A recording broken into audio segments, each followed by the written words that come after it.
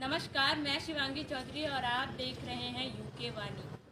उत्तराखंड में चुनावी मुद्दों में सबसे अहम मुद्दा रहा बेरोजगारी का, और इसी विषय पर बात करने, जैसा कि आप देख सकते हैं, हम यहाँ आए हैं उत्तराखंड अधीनस्थ सेवा चयन आयोग में, और यहाँ हम उन सभी सवालों के जवाब लेंगे जो उत्तराखंड की जनता के मन में है बेरोजगारी को लेकर। और इसी विषय पे उन सभी सवालों के जवाब लेने हम आए हैं अधीनस्थ सेवा चयन आयोग के सचिव संतोष बड़ौनी जी से।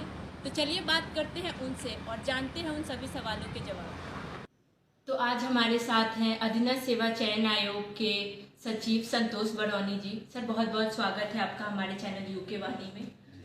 सर, उत्तराखंड की जो बेरोजगार जनता है उन सब की तरफ से हम कुछ सवाल लेकर आए हैं आपके सामने। सर, जैसे मेरा पहला सवाल है कि उत्तराखंड वन दरोगा की जो भर्ती हो रही है उस पर हाई कोर्ट ने रोक लगा दी है। इस पे ये क्या है पूरा मुद्दा, और सर इस पे आयोग का अगला कदम क्या होगा? ये जो है जो भर्ती है वन दरोगा, ये ऑनलाइन एग्ज़ाम हुआ था और 18 शिफ्ट में एग्ज़ाम हुआ था, क्योंकि 80,000 बच्चे थे। इतनी कैपेसिटी अभी नहीं है कंप्यूटर सेंटर्स की कि बड़े एग्ज़ाम कराए जा सकें। तो 18 शिफ्ट मैंने 18 शिफ्ट का मतलब है कि 18 क्वेश्चन पेपर का अलग अलग एग्ज़ाम हुआ। जो जब ऑब्जेक्शन, हम हर एग्ज़ाम के बाद ऑब्जेक्शन लेते हैं बच्चों से, क्वेश्चन पे कोई क्वेश्चन गलत है या आंसर गलत तो नहीं है, तो उसमें बच्चों के ऑब्जेक्शन ये आए कि इसमें से काफ़ी सारे क्वेश्चन आउट ऑफ सिलेबस हैं। तो वो प्रोसेस ये है कि उसके बाद वो 3 सब्जेक्ट एक्सपर्ट को दिखाया जाता है कि भाई जो ऑब्जेक्शन है बच्चों का ठीक है कि नहीं। तो सब्जेक्ट एक्सपर्ट की एडवाइस आई कि आप जो आउट ऑफ सिलेबस क्वेश्चन है उनको हटा दीजिए। तो हमने हटा के वो आंसर निकाला, तो उसको बच्चों ने कोर्ट में चैलेंज किया, सब्जेक्ट एक्सपर्ट्स की एडवाइस को चैलेंज किया है। तो उसमें कोर्ट ने रोक नहीं लगाई। कोर्ट ने कहा है कि आप जो बच्चों का रिप्रेजेंटेशन है वो डिसाइड करिए, और जब तक डिसाइड करेंगे तब तक जो है उस ये रिजल्ट जारी ना करें। सर, उत्तराखंड 80 के जो डॉक्यूमेंट वेरिफिकेशन है उस पर भी हाई कोर्ट ने रोक लगा दी। इस पर आप क्या कहना चाहेंगे सर?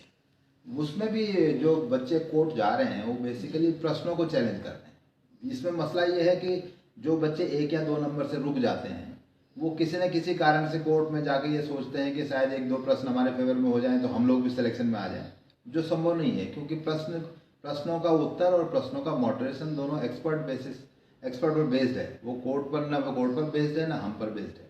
उसमें आयोग का भी कोई रोल नहीं। जो एक्सपर्ट हमको राय देंगे उसी हिसाब से प्रश्न चेंज होते हैं और रिवाइज आंसर की आती है। तो वो मैटर यही है कि हमको अपना पक्ष रखना होगा माननीय न्यायालय के सामने, और मुझे उम्मीद है कि इसके बाद उसमें कोई खास बात रहेगी। सर, अभी आप बता सकते हैं उत्तराखंड पुलिस कांस्टेबल में लगभग कितने अभ्यर्थियों ने फॉर्म भरा है और इसकी फिजिकल होने की कब तक संभावना है? हाँ, इसमें जो आवेदन पत्र आए हैं कांस्टेबल में वो 2,38,000 के करीब हैं, जो काफ़ी ज़्यादा है। और इस कारण से इसका फिजिकल भी काफ़ी कठिनाई भरा होगा, लेकिन फिजिकल पुलिस डिपार्टमेंट को कराना है। अभी हमने उनसे एक बैठक की है फिजिकल के बारे में, और अब हम उनको डेटा वगैरह जब शेयर कर देंगे तो मुझे उम्मीद है कि जल्दी इसकी डेट आ जाए। वो बैठक शायद सर 3 मार्च को हाल फिलहाल में एक हुई थी, पुलिस विभाग और आयोग की हुई थी। हाँ, उस मुद्दे पे क्या हुआ सर? वही तय हुआ कि किस प्रकार वो फिजिकल कराएंगे, हमें कैसा डेटा चाहिए, फिर एक जिससे एक फाइनल रिजल्ट निकल सके, और जो बाद में ग्रीवांस आते हैं बच्चों के वो भी एड्रेस हो सके। तो फिजिकल के जो इंट्रिकेसीज हैं उसके बारे में वो बैठे।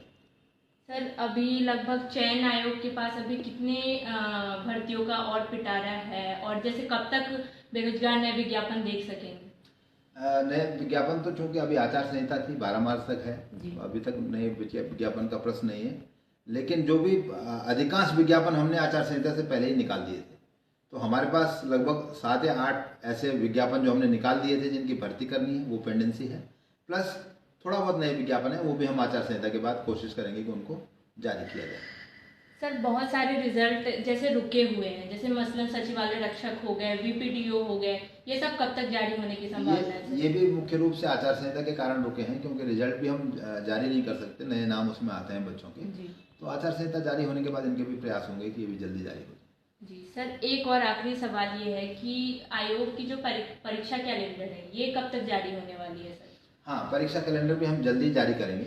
जो हमारी पेंडिंग परीक्षाएं हैं वो कब कब होंगे, उनकी संभावित तिथि भी हम शीघ्र जारी करेंगे। जी, बहुत बहुत धन्यवाद सर आपका, आपने हमारे लिए टाइम निकाला। धन्यवाद सर। तो ये थी हमारी खास बातें संतोष बड़ौनी जी के साथ। बाकी आगे की अपडेट्स के लिए बने रहिए हमारे साथ, देखते रहिए यूके वाणी।